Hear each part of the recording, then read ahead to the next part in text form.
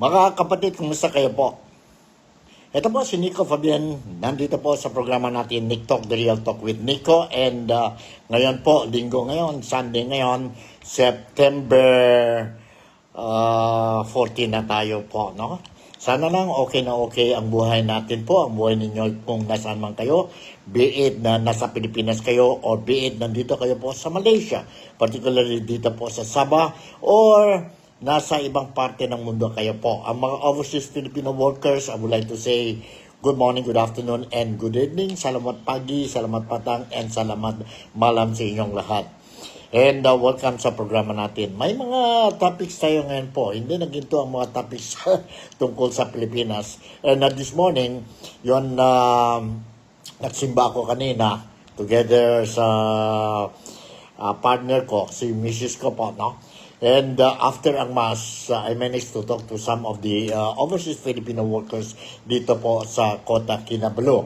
And out of 10, 8 or 9 of them has expressed ang disappointment nila of what is happening dyan sa Pilipinas. We cannot blame them. I cannot blame them po. Ako rin po, I'm not happy with what is happening dyan sa Pilipinas, especially itong issue natin, ang corruption sa Pilipinas. Ang corruption sa Pilipinas. Everybody, tayong mga overseas Filipino workers, kayo po dyan sa Pilipinas, mga Filipinos, everybody is paying ang taxes natin po. Except siguro mayroon din yung mga Pilipino diyan, mga mayaman, may posisyon, may posisyon, maybe they are also paying the taxes pero hindi accordingly po. Kasi sanay na sila sa kalukuhan po. Sanay na sila, makorap yun sila po, no? While tayo, mga mahirap lang tayo, mga Pilipino, ordinaryong Pilipino, we are forced to pay our taxes according to our earnings po, no? According to our earnings po. Even yung mga every day, magbili tayo ng mga essential goods natin po, we are paying. Pero itong mga businessmen natin po, itong nasa position po, do you think they are paying the right taxes po sa gobyerno? I don't think so po. Nakita na natin po. Nakita na natin mga mayaman. Ang dami silang mga kotse. They have expensive, beautiful cars, but did they pay the right taxes po? Did they pay the right taxes? Abang tayo po, mga tricycle drivers, mga pedicab, dyan po, drivers dyan sa Pilipinas po, no? Kailangan magbayad tayo ng taxes. Lisensya, kunin itong permit, and dahan yung po pera. Samantala, yun mga mayaman po, they don't pay, I'm sure they don't pay the right taxes po. Ano ba ito ang Pilipinas po? Ano ba nangyari sa atin po? Dapat na po, kailangan na po maghinto na itong corruption. Kaya nga, ang topic natin ngayon is tungkol sa mga rallies po, ongoing rallies po. Since last year hanggang ngayon po, nakikita natin po every now and then, mayroon tayong mga rallies o demonstration po carried by concerned citizens. Shoutout muna tayo kay Erning Castillo dyan po sa Masilan, who's watching our program ngayon po, ang Nick Talk, The Real Talk with Nico. Ning, kumusta kayo po? Kumusta si Mrs.? Kumusta ang pamilya ninyo? Hope everything is paying. Paying? Ano ba yung paying ba yun? Are you paying your taxes? 100% I'm sure you're paying your taxes po properly. Kan? But do you agree with me? Na itong mga mayaman, they don't pay the taxes according to ang mga earnings nila po? I don't think so. Ning? I don't think so. But anyway, thank you very much for watching itong programa natin. And later on, I will share you kay Erning at saka sa mga followers natin po dito sa Nick Talk, The Real Talk with Nico, some footages po. Especially ang mga issues, we will be touching on the ongoing rallies po. Kahapon, Friday, Saturday, may mga rallies dyan sa Pilipinas. I will be sharing again with you some footages. mayroon din tayong mga topics later on. I will be discussing tungkol itong mga fake news na naman po. Fake news naman. Corruption, fake news, nandyan po sa Pilipinas. Sa Pilipinas. And I'll be touching din yun tungkol sa sa participation sa mga rallies po. Dapat ba ang mga religious group to participate sa mga rallies or hindi? May karapatan ba sila mag-join sa rally? Despite that them being sa reliyon, sabi nga nila, politics and science should not, religion and science should not mix, Ang reliyon at saka politiko hindi dapat po. Ang church hindi dapat participate sa activities ng nation natin po when it comes to science, when it comes to politics. But remember, during the 1986 People's Power po, sino talaga nag-encourage? One of the major personalities who really encourage to join itong People's Power gathering natin po. February 26 ba yun? 1986? 25, 26. Sino po? Ang Katoliko po. Ang Cardinal Sin po, the late Cardinal Sin po. Dahil sa kanya po, lumabas ang mga pari, lumabas ang mga padre, Lumabas mga padre, and because of that, a lot of people came out and participated ang People's Power gathering po. And it was successful, and we were very proud because not even a single drop of blood dropped po during the revolution. Sabi pa ni Erning, Jong, shout out Akina Isabela City, Basilan. We are watching you, Nico Fabian. Thank you very much. Shout out tayo sa mga kaibigan natin dyan po sa Basilan. Kumusta kayo po? And kung may mga problema kayo po, mga relatives ninyo dito sa Basilan, and you want to contact them, or kung may problema, nasa media tayo dito po. And baka pwede din tayo po, we try to help you locate ba, or kung ano mga problema mga relatives ninyo, let me know, and I will try to help. Kasi I've been doing this for many years already po. Kung kaya natin po, I always do that. I always do that dahil Pilipino din ako po, and I know how it feels to be in a country na wala tayong mga relatives. Di ba, Ning? Di ba? Nakumpisa tayo dito, Ning, di ba? Remember all the old days natin dito po. Although mahirap, but enjoy tayo po. Enjoy tayo. Enjoy tayo. But again, I would like to remind ang mga kababayan ko dyan po sa Pilipinas, dyan po sa Basilan, never ever dare to come to Sabah, without proper documents po. Kasi mahirap talaga po. Mahirap talaga. Stricto dito ang police, ang mga local authorities dito po, stricto na stricto. When caught without proper travel documents po, you will be arrested, put to jail po. And the law says 3 months po. 3 months. You will be punished, put behind bars for 3 months. After that po, then you will be reported or deported sa nation natin po. Now, 3 months lang yan po, pero sometimes it can be 6 months, it can be 1 year, dahil po hindi regular ang deportation natin dito po sa Sabah. Hindi regular ang deportation exercise po dahil may problema tayo sa transportation. What transportation? Problema tayo sa transportation in terms of barko po. Barko para dalhin ang mga Filipino deportees sa Pilipinas, dyan po sa Zamboanga City. Hindi regular po. Mayroon na tayo isang barko dito po. And it is being operated by Allison Shipping Lines dyan po sa Zamboanga. Sa Zamboanga. But no guarantee. Sometimes you only have schedule ng barko po every 2 weeks. Sometimes 1 month, 2 months, once a month, twice a month. once every 2 months po, no? Sometimes it will take months. And ang problema pa natin po dito, ang local authorities dito po sa Sabah, ang Immigration Department po, they just cannot simply organize the deportation exercise ng mga Filipinos po, kung ang Philippine Embassy natin dyan po sa Kuala Lumpur will not issue all the deportees with a travel pass, special travel pass.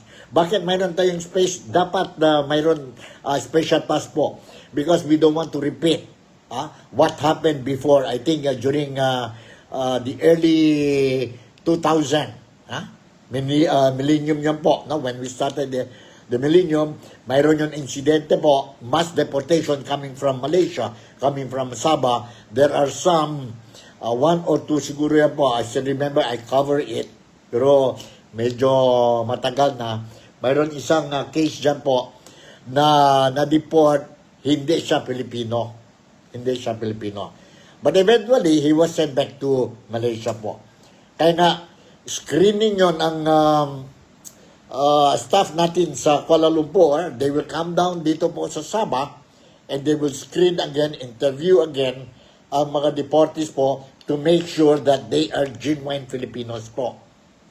Genuine Filipinos, and then they will be issued with a special pass, travel pass po, and then they will be allowed to board the vessel bound for Zamboanga City. We are just hoping since last year po, mayroon din mga negotiations between the government of Tawi-Tawi under the leadership of Governor Ismael Saleh, na we were hoping na mayroon to po ang road between Bongao and Lahad-Datu. Now, it will already help po. It will already help itong deportation exercise. Yon mga deportees who hails from Basilan, Sulu, Tawi-Tawi, Holo, or maybe Basilan po, they can pass the route dito po sa Lahad-Datu to Bongao. While those from Zamboanga and other places, Zamboanga Peninsula like Sibugay, Pagadian, Dipolog, Cagayan de Oro, or hanggang sa Manila po, they can follow ang route from Sandakan to Zamboanga City po. Pero hindi na materialize po, kaya nga isa lang ang ruta natin ngayon, hanggang ngayon, ang Sandakan to Zamboanga City. Po. Kaya nga, delayed ang mga, ang deportation exercises natin. We cannot blame the Sabah government. But anyway, we are thankful with the Sabah government because they are really looking after the welfare and interest of all deportees. Maski illegals na sila po, they come here illegally, the government, the Malaysian government, particularly ang state of Sabah po, they are still looking after them. Talaga po, accordingly. Of course, being an inmate who violated the immigration law dito po sa ibang nation po, you don't expect maganda talaga ang treatment. You cannot expect okay, comfortable ang treatment ninyo po. Dahil hindi lang ang mga inmates sa Filipinos, mixed na tayo po. Mayroon mga Indonesians, mayroon mga Chinese, mayroon mga Indians, mayroon from Nepal, mayroon mga, ang dami po, ang dami po. Kaya nga, ganon po. So, yun po, yun din. We advise them not to come here without the proper documents po. Don't believe itong mga illegal recruiters. Alright? So, okay, punta na naman na tayo po sa topic natin, itong rally. Now, last Friday, mayroon rally, ang Black Friday rally, organized dyan po sa Manila. Mayroon din Saturday rally po, organized not only in Manila, dyan sa EDSA Shrine and other areas sa Manila, but even in Davao, mayroon din po, no? Mayroon din kahapon po. Everybody is is talking about itong corruption. Fighting against corruption po. No? Fighting against corruption. Maganda yan po. Maganda yon. I support itong rally. Let us support this kind of activities po. Mga demonstrations, rallies, provided it will be peaceful. Hindi kagaya sa Indonesia, hindi kagaya what happened sa Nepal. Sa Nepal po. Bloody yun po. Sa Nepal, worse. Sa Nepal, worse.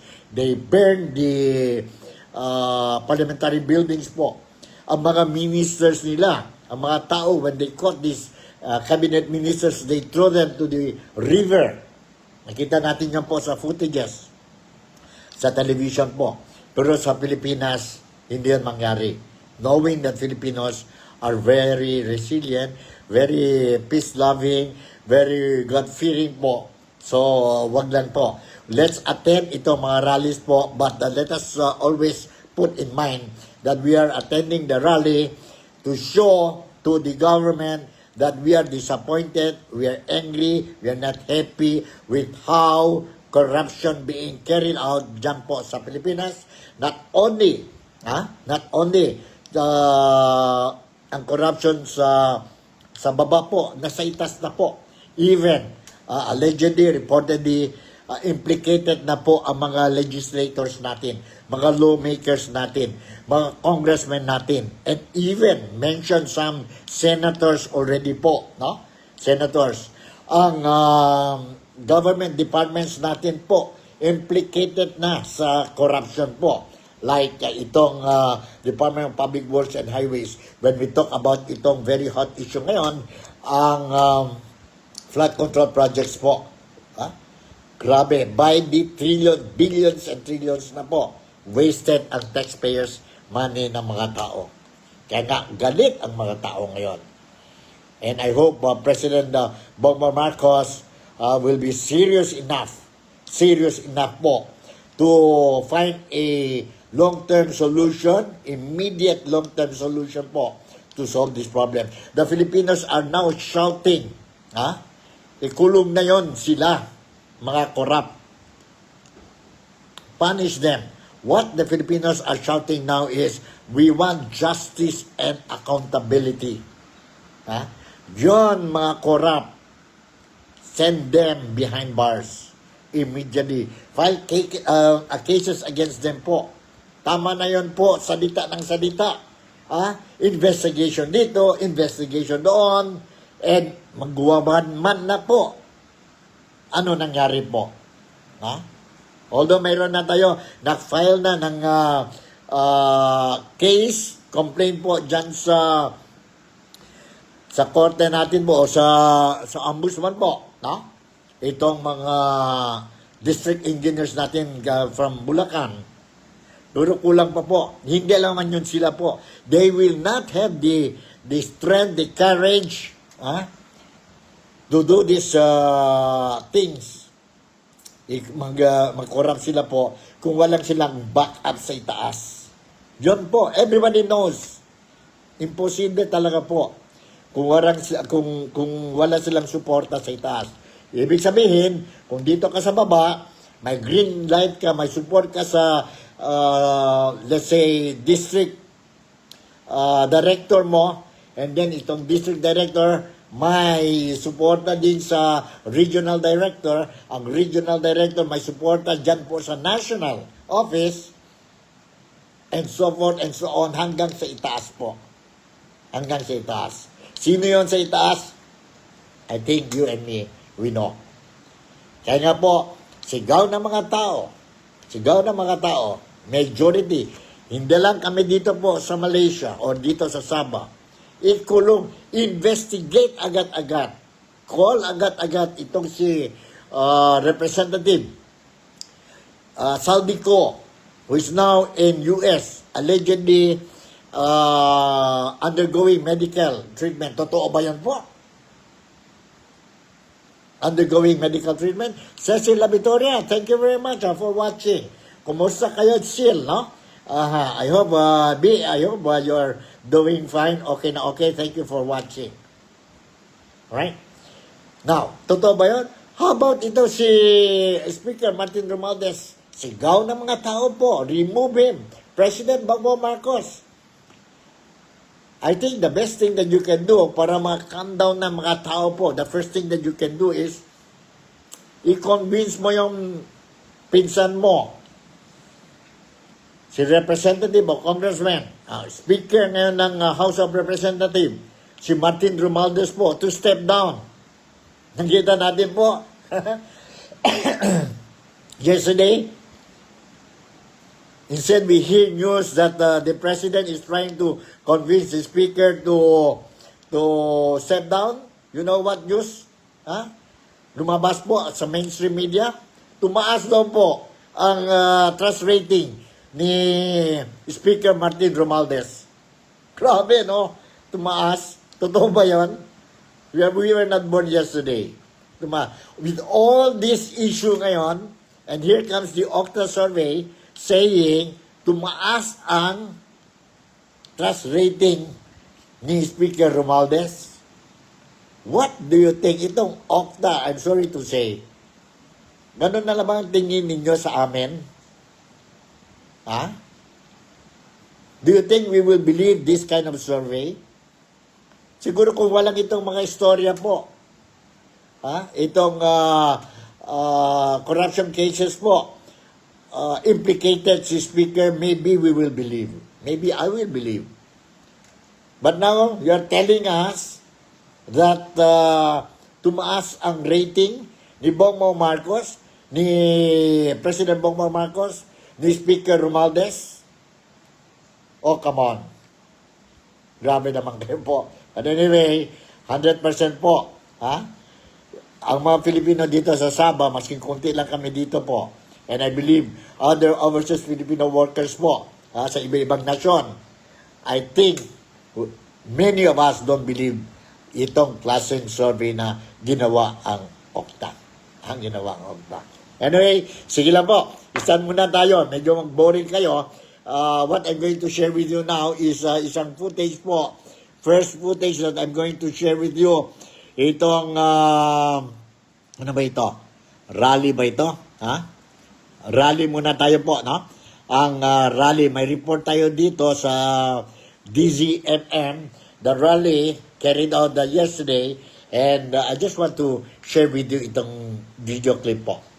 Let's watch and listen to this video clip, and then later on, mag-comment tayo ng konti. Mag-comment tayo ng konti. Alright, nandito po. Let's watch and listen to this. Saan na yun? 350. 350. Saan yung 350? Hold on. Nandito po ang report ng DZMM ba ito? Hold on, Sing-init ng panahon ang sigawan ng ilang progresibong grupo dito sa ikinasang kilos protesta laban sa korupsyon. Dito yan sa EDSA People Power Monument ngayong araw ng Sabado, September 13. Dapat may mas arrest na mga yan. Maraming nalaglag, maraming nadawit. Baka naman sa katapusan yan, ilang sekretary lang yung makulong. Halatang pinigil-pigil lang. Gusto namin, accountability. Ito ang tahasang sinabi ni Simon Lim, Secretary General ng Grupong Kalayaan kontra Korupsyon, nang tanungin hinggil sa kanyang pangunahing panawagan sa ikinasang kilos protesta ngayong araw. Naisaan niyang tanggalin na sa pamahalaan ang umano'y bumababoy sa Kongreso at Senado dahil silaan niya ang humahatak pababa sa Pilipinas. Kaugnay pa rin ito sa nagpapatuloy na pag-ugong ng mga sinasabing maanomalyang flood control projects kung saan bilyong-bilyong halaga ng pondo ang inaano din lang naman ng baha. Nag-iwan din ng habilin si Lim para kay Pangulong Bongbong Marcos Jr. Ang advice ko kay Marcos, bilang isang spectator lang, bilang isang tao lang, maganda yung may Pilipinas, ipatunay mo na ang Marcos pagbabago. Kaya ipatunay mo na may pagbabago pa sa ating bansa. Kasi pag hindi mo nagawa yan, hindi ko mapapangako na yung mga susunod na kilusan ay sabihin nating mapayag. Pinangunahan ng KKK ang kilos protesta ngayong araw kung saan umaga pa lamang kanina ay nagtipon-tipon na ang mga ito sa EDSA Shrine kasama ang iba pang mga progresibong grupo. Gaya na lamang ng Kabataan Party List, Anak Bayan, Panday Sining at Teachers Party List at iba pa. Sabay-sabay silang nagmarcha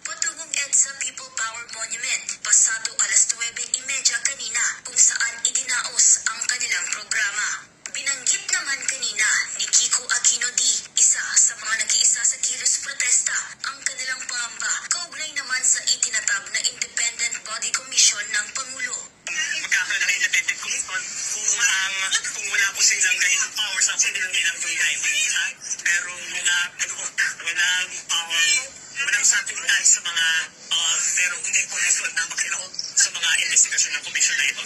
Yan ay alinsunod na rin anya sa naging payo ni Congresswoman Laila de Lima at Senator Kiko Pangilinan na anla sa jurisprudence ng Pilipinas ang may kapangyarihan lang na gumawa ng komisyon na may subpoena powers at may powers of contempt ay ang Kongreso. Kaya ang panawagan ng kanilang grupo. So ang panawagan po natin, siguro okay, dinalasan naman yung report na ito, pero walang ito na ng ngipin. Nasa Kongreso naman yung bola. Halagang gusto nilang hanakan ng katotohanan tungkol sa mga infrastructure anomalies. Samantala, naging mapayapa naman ang ikinasang pagkilos ngayong araw. Ayon yan kay Quezon City Police District Acting District Director Police Colonel Randy Glenn Silvio. Very peaceful naman po at during sa conference natin, meeting natin with the organizer. Nag-promise naman sila na peaceful. At the same time, meron din po silang 100 marshals na magpupuli sa kanilang rank. At after ng 12, maglilinis po sila dahil mag-disperse na rin po. Hindi lang ngayong araw ng Sabado, September 13, nagtatapos ang kanilang pagkilos protesta. Dahil sa September 21, muli silang babalik dito sa EDSA People Power Monument sa Quezon City upang ipagpatuloy ang kanilang panawagan sa pamalaan. Alright, yun po. Ano nangyari po doon kahapon, dyan po sa Manila, no? Saludo ako. Thank you very much to all those who participated in the rally, no? It was carried out peacefully. Maganda. That's what we are expecting. No? Ganon po ang mga Filipinos po. We do our, show our disappointment with how the country is being managed now, no?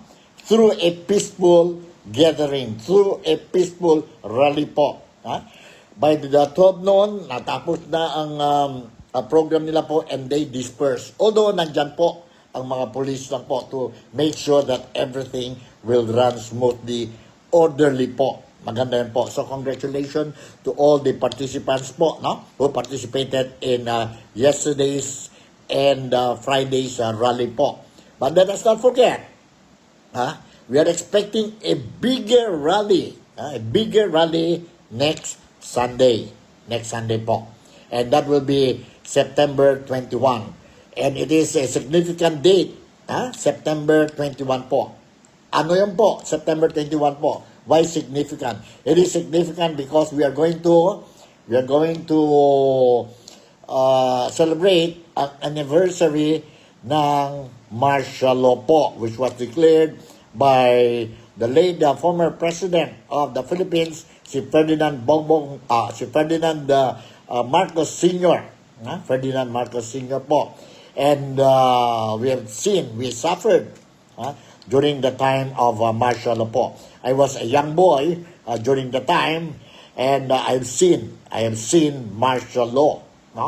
I've seen martial law po, and nahirapan po, especially during the early days of martial law po. Especially ang mga tao, kagaya namin po dyan sa Zamboanga, who could hardly speak in Tagalog. Dumating ang mga sundalo from Manila, and nahirapan din tayo po. I still remember there was a time wherein the president, Marcos Sr., even gave an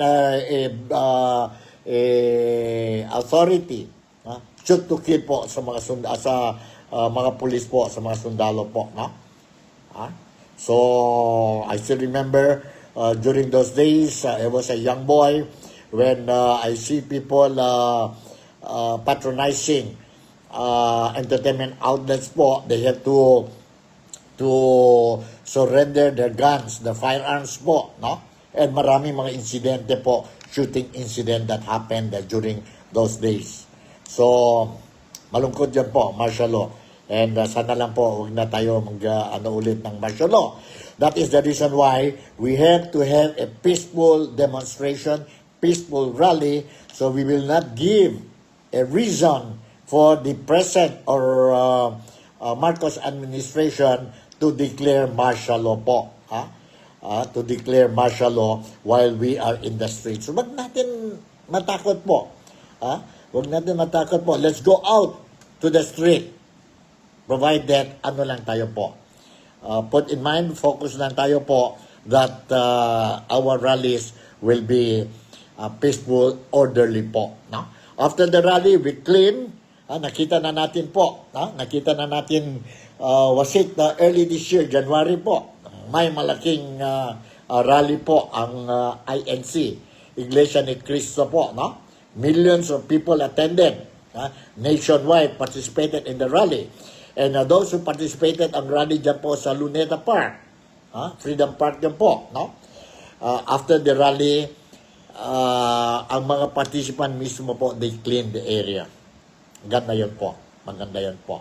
And let us be very careful po and very mindful because September 21 po, we are expecting a bigger rally po.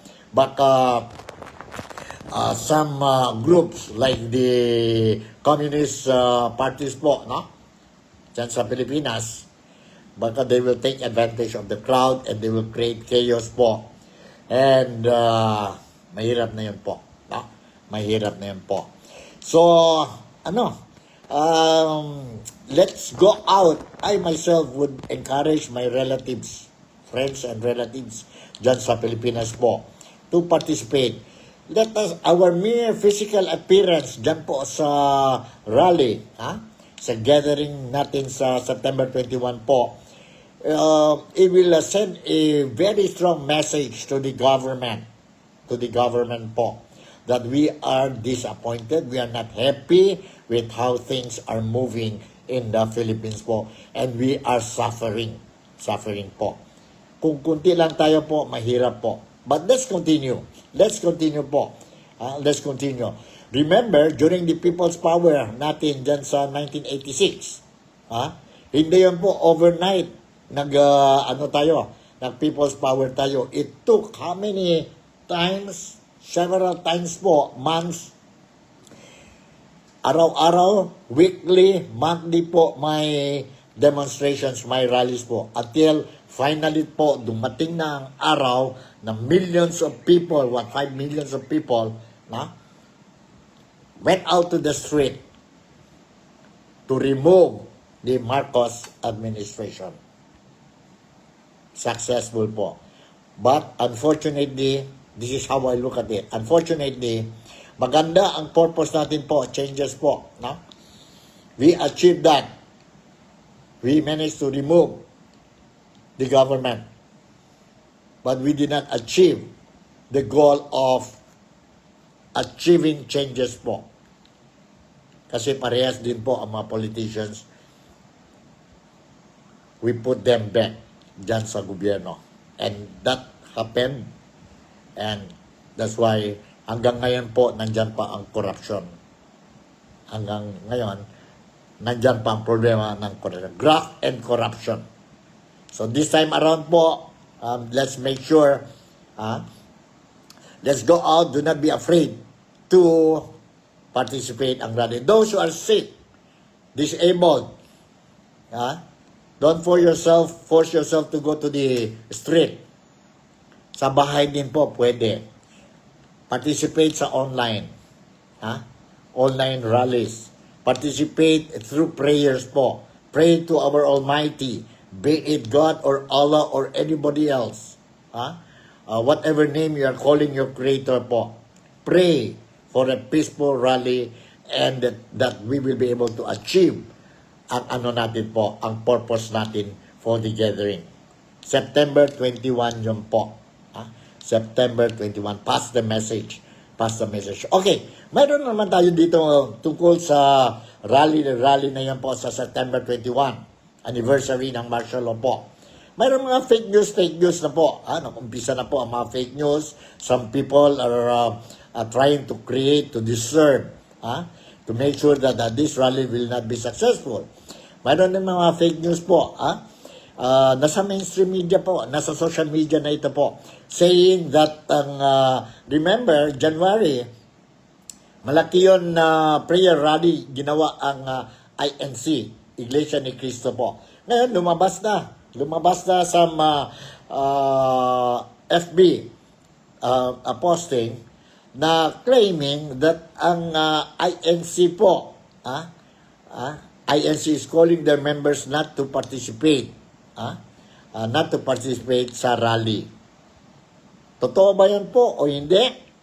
Nandito po. Nandito. I will share with you itong footage. I will share with you itong footage po. Regarding itong fake news. May fake news. Ang fake news, dalawang fake news tayo will touch in our program.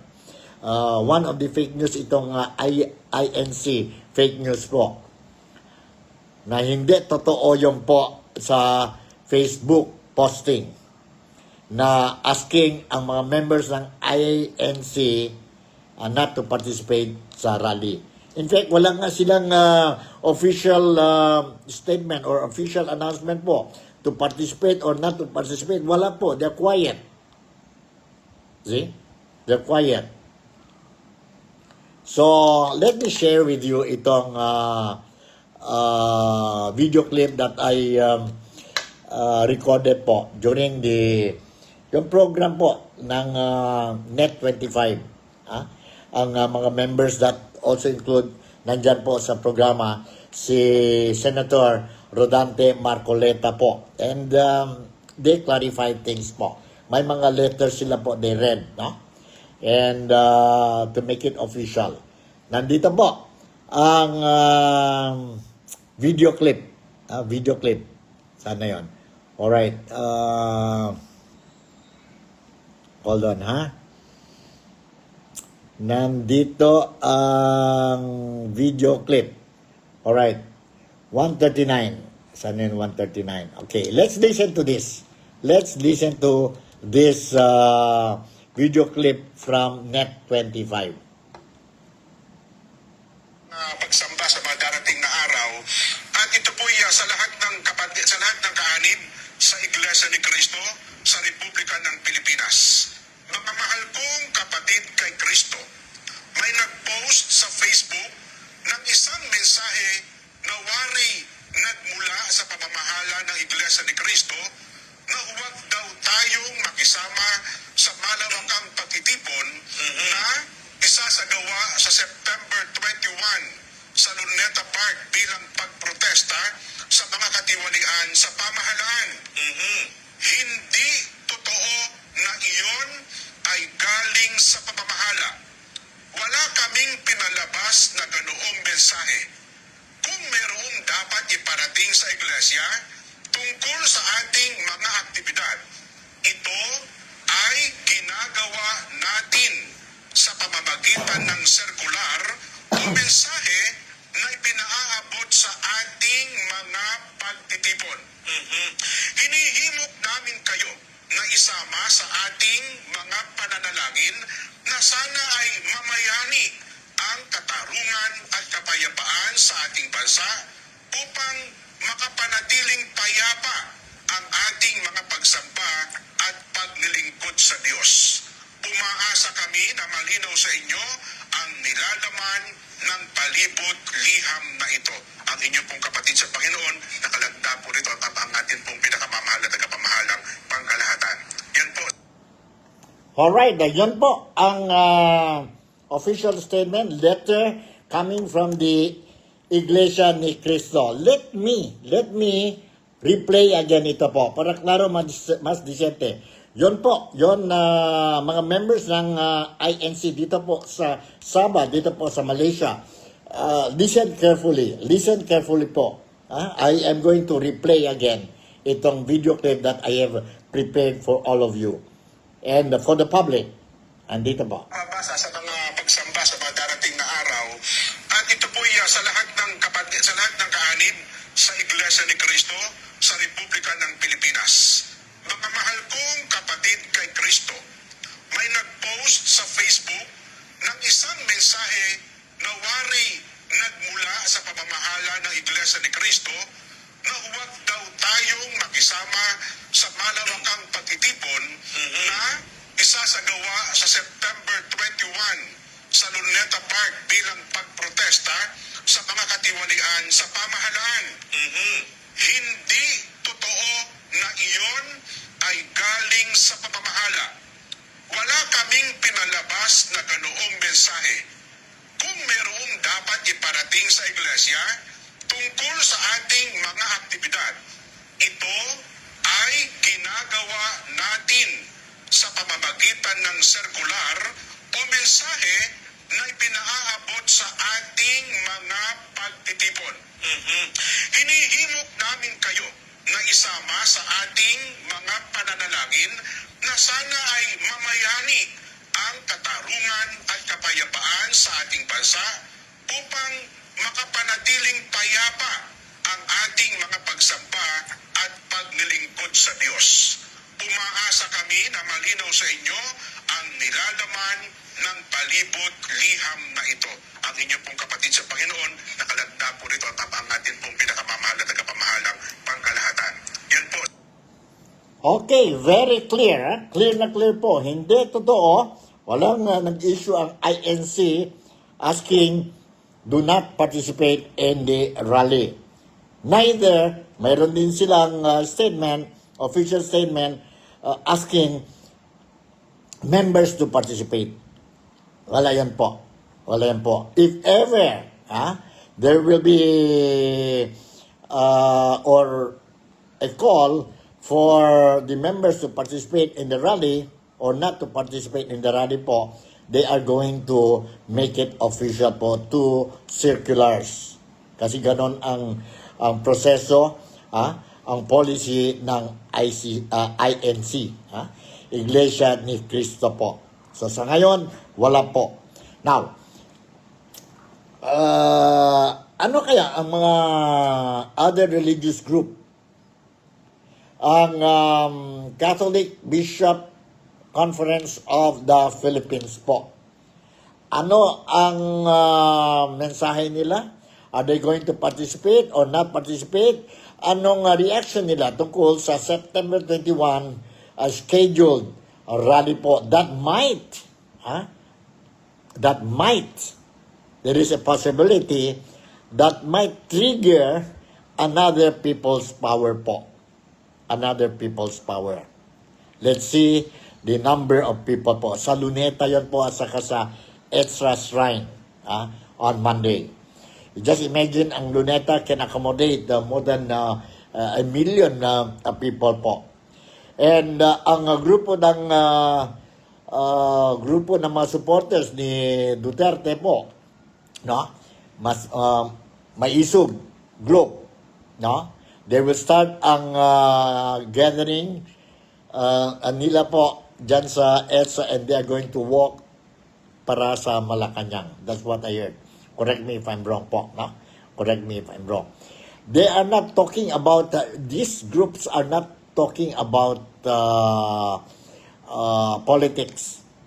They are talking about corruption sa Pilipinas po. Corruption sa Pilipinas. Diyan sa Luneta po, we are talking about corruptions. Fed up ng mga tao po. We are fed up with this corruption po. Ikulong na po. Lahat ang mga involved dyan po. From below hanggang sa itaas. Ibig sabihin kung ahas yun po, from the tail up to the head of the snake. Head of the snake. Patayin natin yun po, ahas. And if we want to kill that ahas, the snake po, we should slaughter ang head. Sino-sino nandyan po sa head? Sino ang head? Imposible naman itong contractor. Sila po ang mastermind dyan po. Hindi pwede po. They are not going to, ito mga contractors, I don't think so. They will have the guts to do these ghost projects, substandard projects po. Kung wala silang kapit dyan po sa itaas. I don't think so po. Mayroon silang connection dyan sa government agencies like the Department of Public Works and Highways. Okay, contractor in cahoots with the Department of Public Works and Highways when it comes to flood control projects po. Yes, okay. Mayroon yun po, klarong-klaro po, based on the investigations, initial investigations.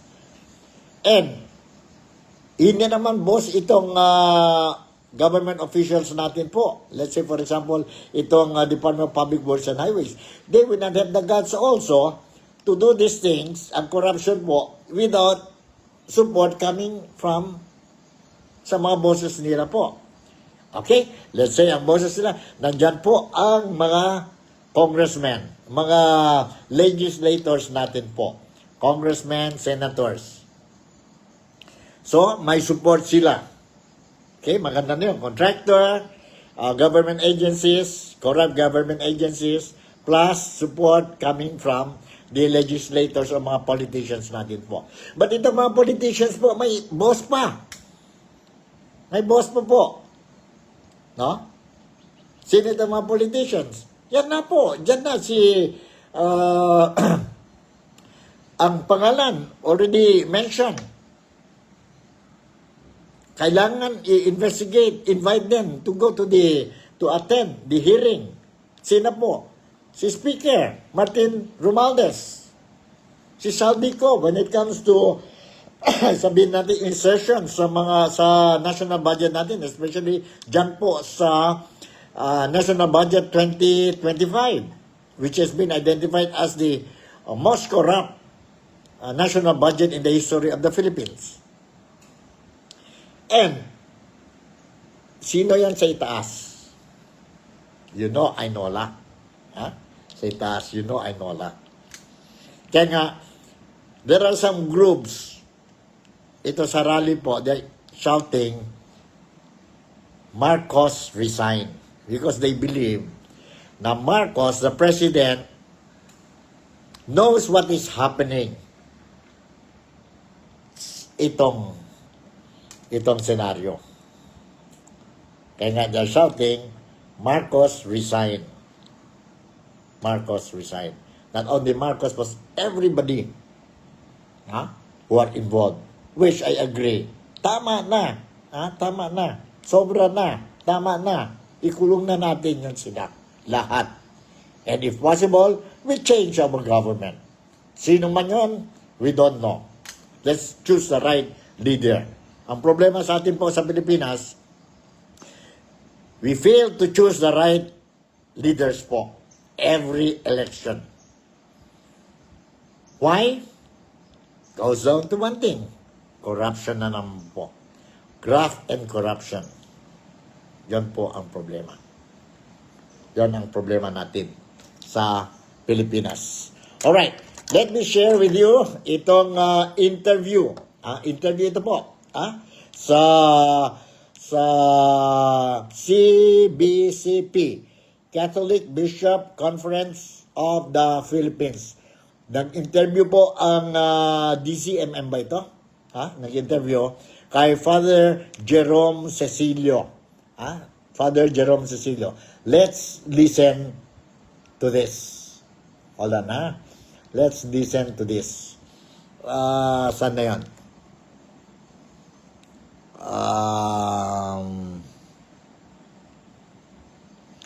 3:17.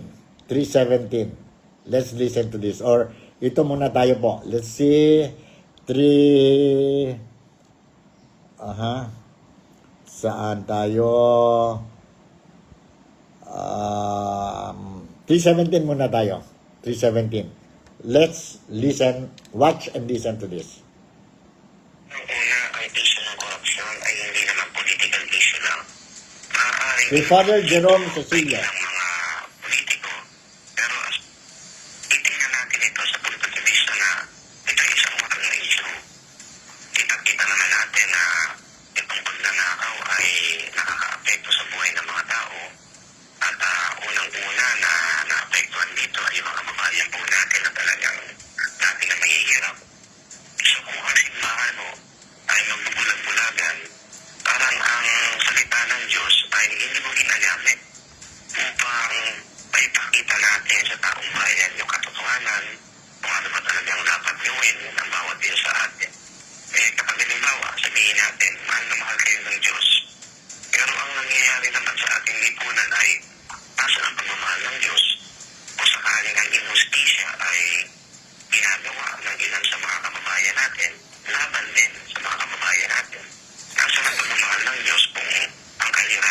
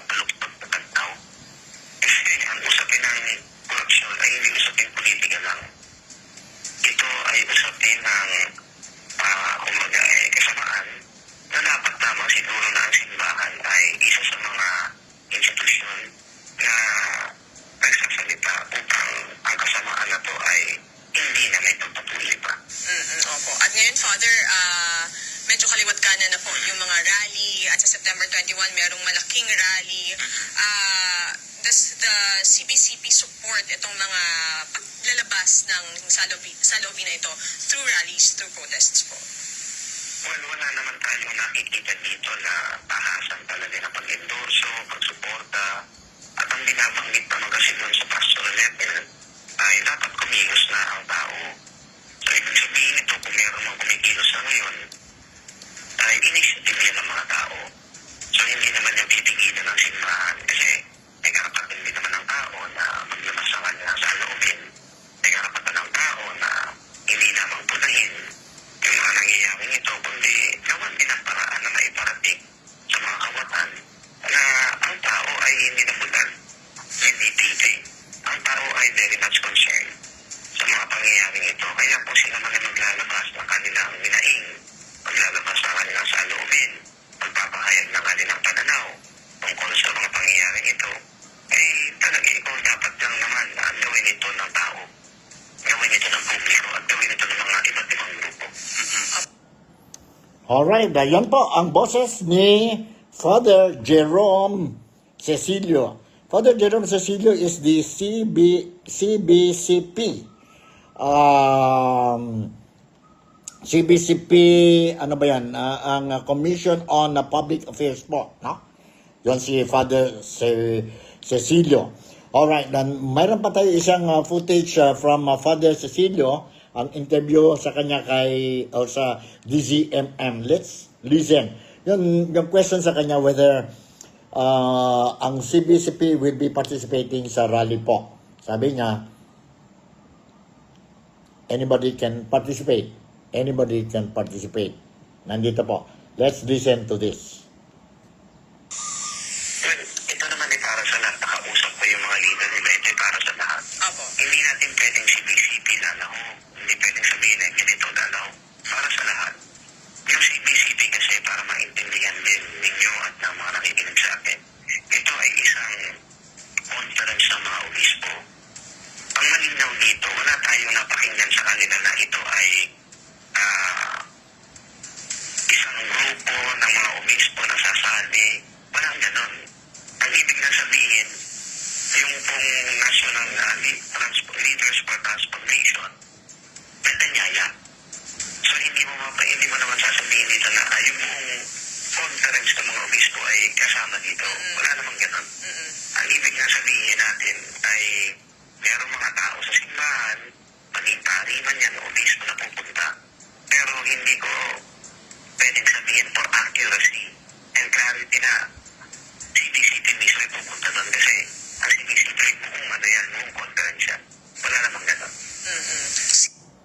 Alright? Walang problema. Kung mga pari or sino member ng CBCP will participate in the rally po sa September 21. Sunday na Sunday yon po. Alright? So, yon ang latest natin, isang fake news sa INC, Iglesia ni Cristo. And the other, before I conclude itong programa natin po, Sunday na Sunday ngayon, I know you have to spend time with your family, but mayroon pa tayo isang fake news na naman ito po, according to Senator Ping Lacson. Itong issue na mayroon na daw po mga rumors na sa Senado po, they are cooking to change the Senate President. Si Senator or Senate President Vicente Soto or Tito Sen po, no? Lumabas po sa mga social media, mga rumors, mga kwento-kwento po, mga marites about this thing. And nag-deny talaga si Senator Ping Lacson tungkol itong issue. Let's listen to this.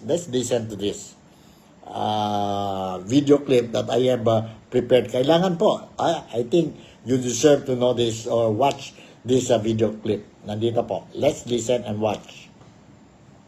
Breaking news. That's how Senate President Pro Tempore Ping Lacson described an online post claiming another leadership shakeup is brewing in the Senate. Lacson slammed the post published under 1TV Philippines, which claimed Senate Minority Leader Alan Peter Cayetano already had the numbers to become Senate President. Lacson brushed this off as fake and intended to deceive and confuse, saying the new majority bloc is being underestimated. The page behind the post calls itself a digital news network based in Davao and Pagadian, but its YouTube channel has fewer than 2,000 subscribers and has not posted since July 2024. This latest rumor emerged just days after BNC's Politico Talks livestream with former PDP Laban senatorial bet and attorney Jimmy Bondo. There, he said he was curious if there will be a shakeup in the leadership at the Senate, referring to buzz about Cayetano. Attorney Jimmy, anong inaabangan natin for next week? At mensahe mo na rin sa ating mga... I'm curious if there will be a shake-up of the leadership of the Senate. Kung totoo yung ugong na si Senator Alan Cayetano. As in 15 voters Yes. But Lacson insisted that a legitimate leadership change follows a clear procedure, a resolution signed by at least 13 senators, presented to the Senate President, who then resigns at the opening of session, not through unverified social media posts. Just last week, the Senate already saw a shakeup. Senator Tito Soto was elected Senate President with 15 votes, replacing Senator Cheese Escudero. Lacson was installed as Senate President pro tempore and Blue Ribbon Committee Chair, while Senator Mig Zubiri replaced Senator Joel Villanueva as Senate Majority Leader. This after a series of investigations in the anomalous flood control projects and issues of insertions in the national budget allegedly being made by lawmakers. Senate President Soto warns the public, be careful of what he calls fake news pages which try to steer chaos. Meanwhile, the minority bloc is poised to focus on nation building. That's according to Minority Leader Cayetano himself. He said they're focused on their new Senate role as constructive oppositionists. He believes there's a divine plan for the minority, although he expressed a little sadness over the ouster of Escudero and Villanueva, but they will embrace the role they have to play now.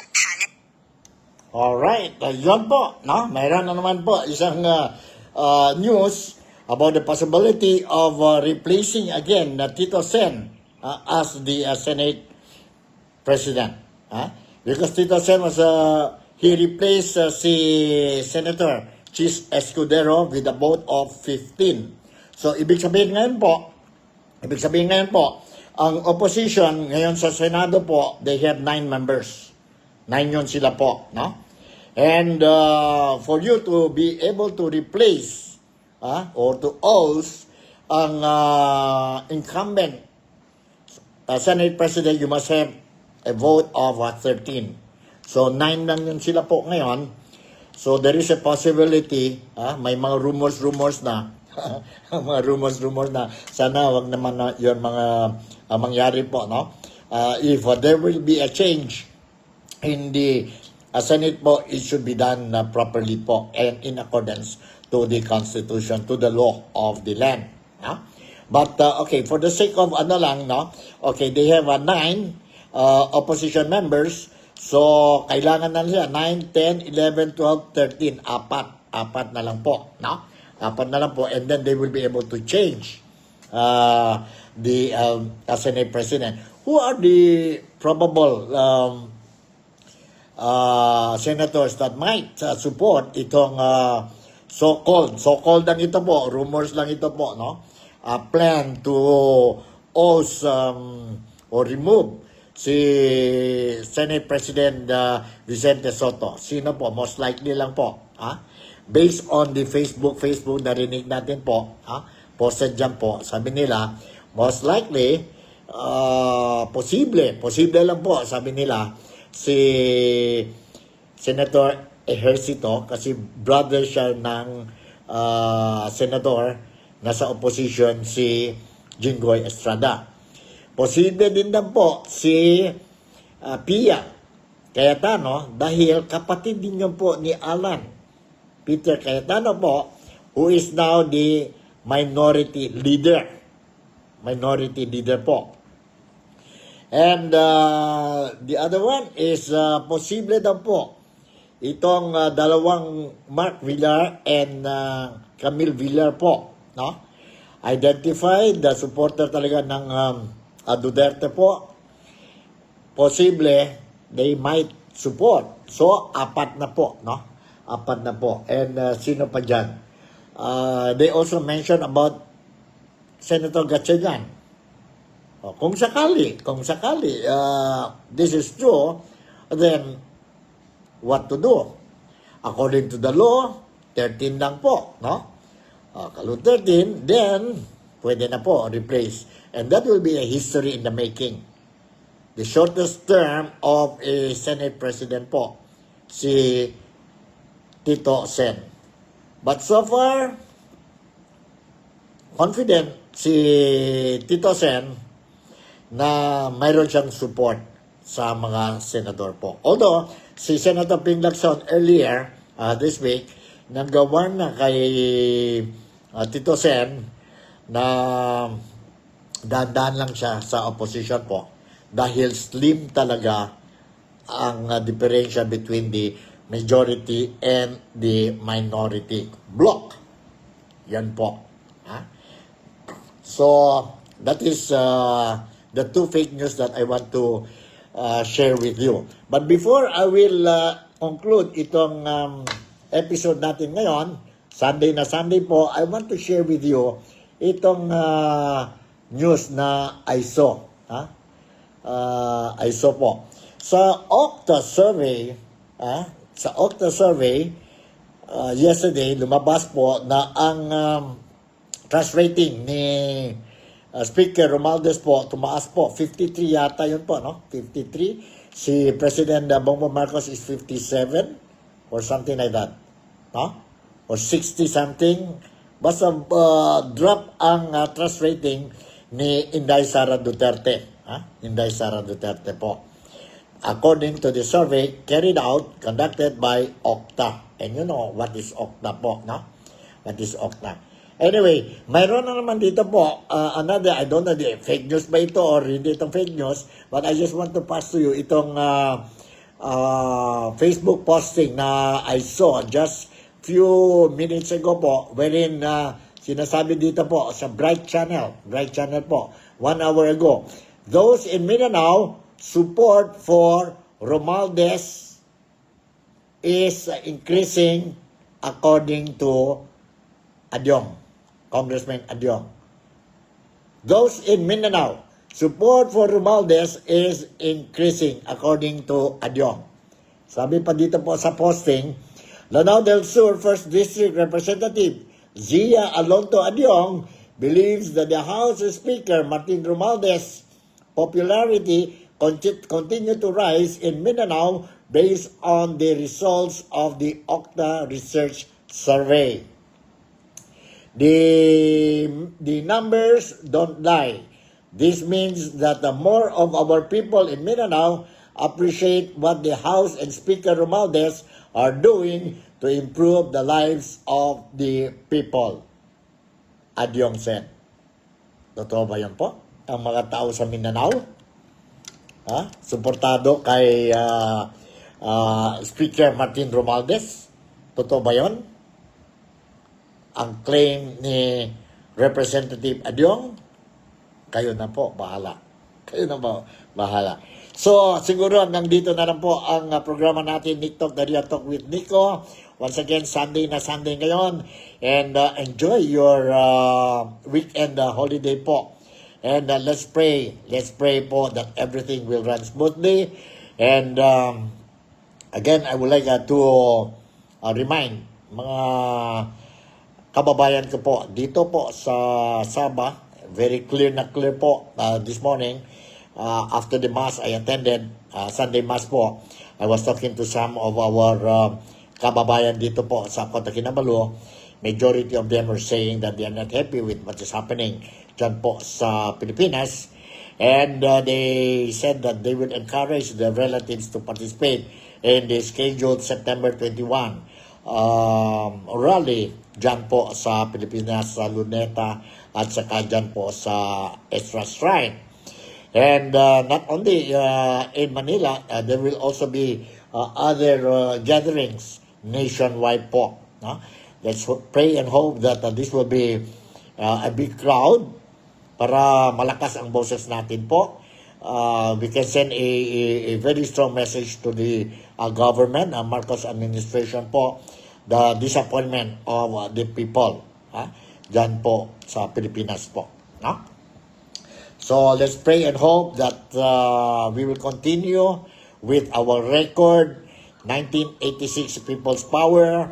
Everything was done peacefully, and there was a smooth transition, if ever. It will happen po. It will happen po. So, with this, sana lang po, I managed to entertain you for the past few minutes po, or several minutes. And sana lang po, ang mga news that I shared with you today will be able to at least clear up your mind, that you will not be blurred of what is happening sa Pilipinas. And dito po, si Nico, sa NikTok, The Real Talk with Nico, will continue to monitor the situation in the Philippines. And I will assure you that whatever updates makuha ko dyan po sa Pilipinas, I will make sure po through our NikTok, The Real Talk with Nico channel, I will make sure that you will be also properly informed of the news that you really deserve.